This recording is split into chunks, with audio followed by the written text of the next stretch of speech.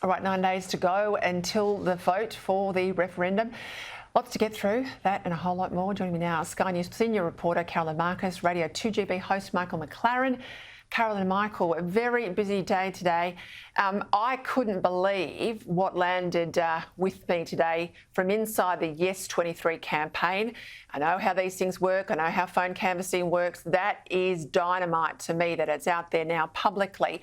But clearly, if they get a sense that someone on the phone is worried about the voice being the first step to a treaty, the line is just call it advisory. That's what the Prime Minister says, as you know, in the media time and time again. If they're more in the Lydia Thorpe camp, and I don't think this goes far enough, they want a treaty now, you tell them it's all right. The Uluru Statement gives us a treaty down the track. Just hang on and vote for the yes vote. This is shocking, Michael McLaren. Yeah, it is, Peter, and well done to bring it to people's attention. But it is indicative, is it not, of how the last so many months have gone. We've had, particularly from the Prime Minister, two competing narratives, but they cannot reconcile. They are diametrically opposed, and yet he's trying to take them down a horizontal set of tracks together. On the one hand, this is just manners and politeness and reaching out hands of friendship and all the nothing really to see here. It's just a little bit of something nice. It'll bring us all together in kumbaya.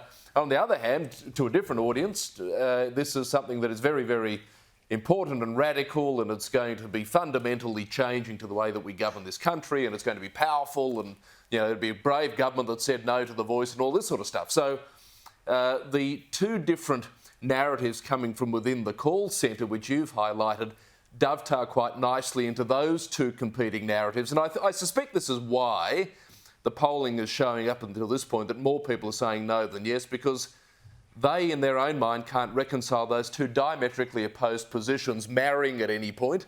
So they're suspicious. And when people are suspicious, they tend to sort of punt it to the curb. And I think that's what we're going to see in, 9 days' time.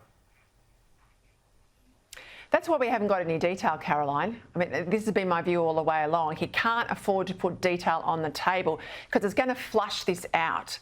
So he has no detail. He says, trust me, it's coming. So he can speak out of both sides of his mouth. So they can do what we saw now in the telephone canvassing, tell everyone what they want to hear, just basically to buy their vote.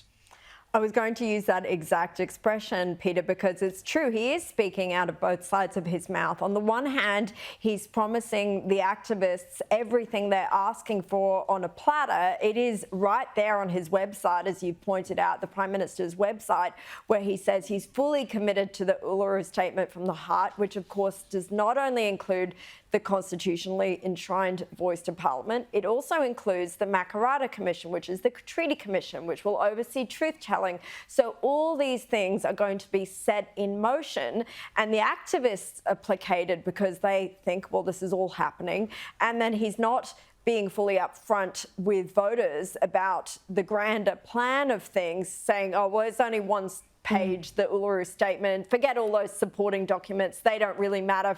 Let's hope no one's checking my website in their spare time.